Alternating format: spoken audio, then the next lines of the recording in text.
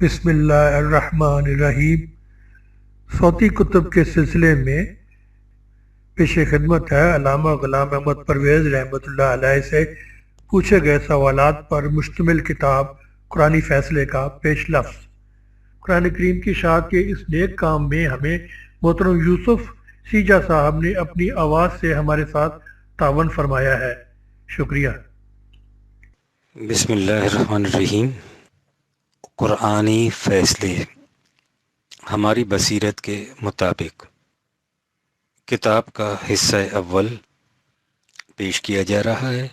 ایسے متعدد امور کے متعلق جنہیں سمجھا کچھ جاتا ہے اور وہ ہیں کچھ اور۔ پیش لفظ، آپ اپنی زندگی پر غور کیجئے اور سوچئے کہ صبح سے شام تک کتنے معاملات ایسے ہوتے ہیں جن کے متعلق آپ خود سوچ کر کسی فیصلے پر پہنچتے ہیں، اور کتنے ایسے جن کے متعلق آپ بلا سوچے سمجھے وہ کچھ کہہ دیتے ہیں یا کرتے ہیں جو کچھ آپ بچپن سے سنتے یا دیکھتے چلے آتے ہیں۔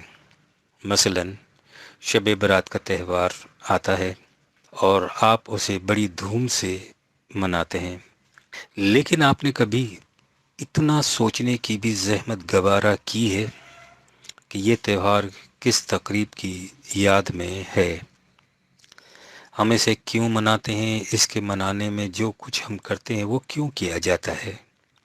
ہمارا خیال ہے کہ آپ نے کبھی یہ کچھ سوچنے کی زحمت گوارا نہیں کی۔ آپ بچپن سے دیکھ رہے ہیں کہ ایسا کچھ ہوتا چلا آ رہا ہے، وہی کچھ آپ کر دیتے ہیں۔ لیکن زندگی میں کوئی وقت تو ایسا آنا چاہیے جب آپ ذرا تھم کر سوچیں کہ جو کچھ کہتے یا کرتے چلے آ رہے ہیں اس کی وجہ کیا ہے۔ طلوع اسلام کے اجراء کراچی 1948 سے ہم نے قارئین سے کہا کہ روز مرہ کے مسائل پر غور کریں اور جن کی بابت انہیں کچھ الجھن پیش آئے وہ ہم سے پوچھ لیں۔ چنانچہ قارئین کی طرف سے مختلف مسائل کے متعلق استفسارات آنے شروع ہوئے اور ہم نے ان کے جوابات لکھے۔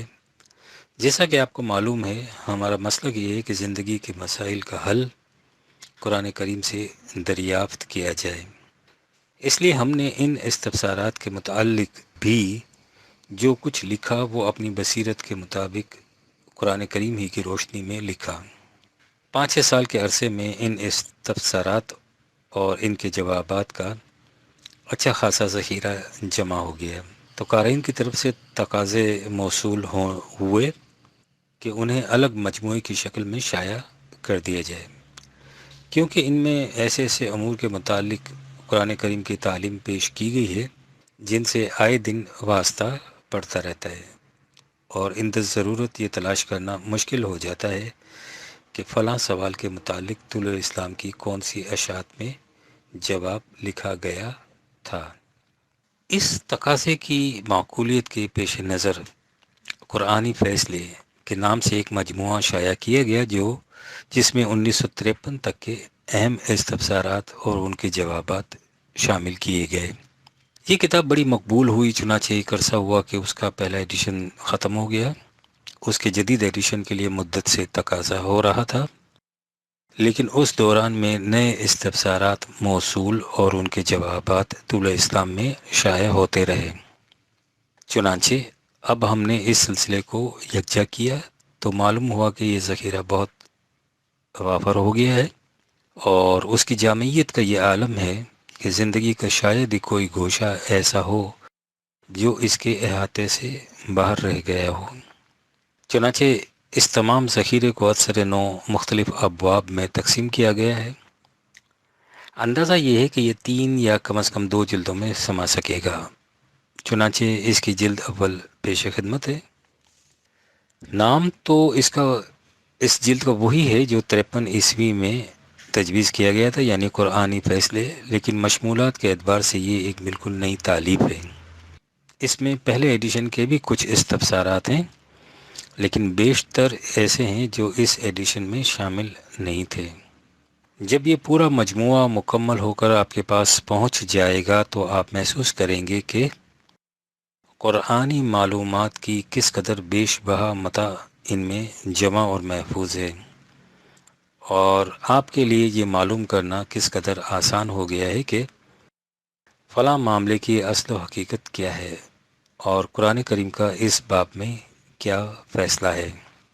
ہم نے استفسارات کے جواب میں یہ انداز کبھی نہیں رکھا محض قرآن کریم کی متعلقہ آیت نقل کر دی جائے یا اس کا حوالہ دے دیا جائے۔ اس کے برعکس ہم اس باب میں قرآن کریم کی تعلیم اور اس کا مفہوم اس انداز سے پیش کرتے ہیں کہ بات واضح طور پر سمجھ میں آ جائے۔ تجربہ نے بتایا ہے کہ یہ انداز زیادہ مفید ہے۔ ہم نے ان جوابات میں فقہی موشگافیوں یا منطقی اور مناظرانہ نکات آفرینیوں کو بھی دخیل نہیں ہونے دیا۔ ہر سوال کا جواب قرآن کریم کی روشنی میں سیدھے سادے الفاظ اور دل نشین پیرائے میں دینے کی کوشش کی ہے۔ بعض سوالات اور ان کے جوابات ایک سے زیادہ بار آپ کے سامنے آئیں گے۔ اس سے مقصد تکرار نہیں، ایسا وہیں کیا گیا ہے جہاں یہ دیکھا گیا ہے کہ مزید جواب میں بات اور واضح ہو گئی ہے۔ بعض جوابات میں صیغۂ واحد متکلم میں استعمال ہوا ہے۔ وہ استفسارات پرویز صاحب کو موصول ہوئے اور انہوں نے ہی اس کے جوابات دیے تھے۔ ویسے تو طلوع اسلام میں جو کچھ لکھا جاتا ہے وہ بالعموم انہی کی قرآن فکر سے مستنیر ہوتا ہے، لیکن صیغۂ واحد متکلم سے قارئین کے دل میں جو سوال پیدا ہو سکتا ہے اس کے لیے اس وضاحت کو ضروری سمجھا گیا ہے۔ جوابات کے آخر پر بالعموم سن تحریر کا حوالہ دیا گیا ہے۔ آپ دیکھیں گے کہ بعض مقامات پر سن کا اندراج خود جواب کے کسی گوشے کی وضاحت کے لیے ضروری تھا۔ 53 عیسوی سے بالعموم مراد یہ ہے کہ سوال کتاب کے پہلے ایڈیشن میں آ گیا تھا۔ آخر میں ہم ان جوابات کے سلسلے میں ایک اہم نقطہ کی وضاحت ضروری سمجھتے ہیں۔ ان میں آپ کو اکثر باتیں ایسی ملیں گی جو ہمارے عام معتقدات اور رسوم کے خلاف ہیں۔ ایسے مواقع پر عام طور پر یہ اعتراض کیا جاتا ہے کہ یہ اعتقادات اور رسوم اعمال صدیوں سے ہمارے ہاں مروج چلے آ رہے ہیں۔ اگر یہ اسلام کے مطابق نہیں تھے تو ان کے خلاف کسی نے آواز کیوں نہ اٹھائی، اور یہ ہمارے معاشرے میں اس طرح متوارث کیسے چلے آئے؟ اس قسم کے اعتراضات اکثر سطح بین تباہی کے لیے پریشانی کا موجب بن جاتے ہیں، لیکن اس میں پریشان ہونے کی کوئی بات نہیں۔ جب کوئی قوم اپنے آپ پر تحقیق کا دروازہ بند کر لیتی ہے تو تقلید اس کے معاشرے کی عام روش قرار پا جاتی ہے۔ تقلید کے معنی یہ ہے کہ جو کچھ ہوتا چلا آ رہا ہے اسے اسی طرح ہوتا رہنے دیا جائے اور قوم اسی کے مطابق عمل کرتی رہے، اور اس کی سند میں صرف اتنا کہہ دیا جائے کہ یہ ہمارے اسلاف کی روش ہے، اور اسلاف کی روش کبھی غلط نہیں ہو سکتی۔ لیکن بادنہ تعمق اس دلیل کا بودا پن واضح ہو جائے گا۔ سوال یہ ہے کہ کیا کوئی غلط بات اس لیے صحیح قرار پا سکتی ہے کہ وہ مدتوں سے اسی طرح متوارث چلی آ رہی ہے؟ ظاہر ہے کہ غلط بہرحال غلط ہے، خواہ اس پر صدیوں سے عمل کیوں نہ ہو رہا ہو۔ کسی بات کے صحیح ہونے کے لیے یہ دلیل ہی غلط ہے کہ وہ صدیوں سے اسی طرح چلی آ رہی ہے۔ اس سے یہ سوال سامنے آتا ہے کہ پھر غلط اور صحیح کا معیار کیا ہے؟ مسلمانوں کے لیے اس کا جواب نہایت آسان اور واضح ہے، اور وہ یہ ہے کہ ہمارے لیے غلط اور صحیح کے پرکھنے کی کسوٹی خدا کی آخری کتاب قرآن کریم ہے۔ جو بات اس کے مطابق ہے وہ صحیح ہے، جو اس کے خلاف ہے وہ غلط ہے۔ یہی وہ کسوٹی ہے جس کے مطابق ہم ان تمام معتقدات اور رسوم کو پرکھتے ہیں جو ہمارے معاشرے میں مروج ہیں، اور اسی کے مطابق ہم استفسارات کا جواب دیتے ہیں۔ اس بات کا البتہ ہمیں اعتراف ہے کہ انسانی کوشش بہرحال انسانی کوشش ہوتی ہے جس میں سہو و خطا کا امکان ہے۔ اس لیے ہم یہ دعویٰ نہیں کرتے کہ جو کچھ ہم نے لکھا ہے اس میں کوئی غلطی نہیں. ہم نے جو کچھ لکھا ہے اس میں اگر آپ کو کوئی غلطی نظر آئے تو اس سے ہمیں مطلع فرمائیے، لیکن اس کے لیے بنیادی شرط یہ ہے کہ آپ اس کی وضاحت فرمائیں کہ وہ بات کس طرح قرآن کریم کے خلاف ہے. اس کے لیے ہم آپ کے شکر گزار ہوں گے. ادارہ طلوع اسلام کی شائع کردہ کتابیں مختلف سائزوں میں تھیں. یہ فیصلہ کیا گیا ہے کہ تمام کتابوں کو طباعت جدید کے وقت ایک ہی سائز میں کر دیا جائے.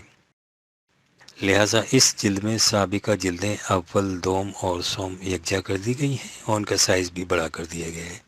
اس کے بعد جب جلد چہارم اور پنجم کی طباعت جدید سامنے آئے گی تو انہیں بھی یکجا کر کے اسی سائز پر چھاپنے کا پروگرام ہے انشاءاللہ.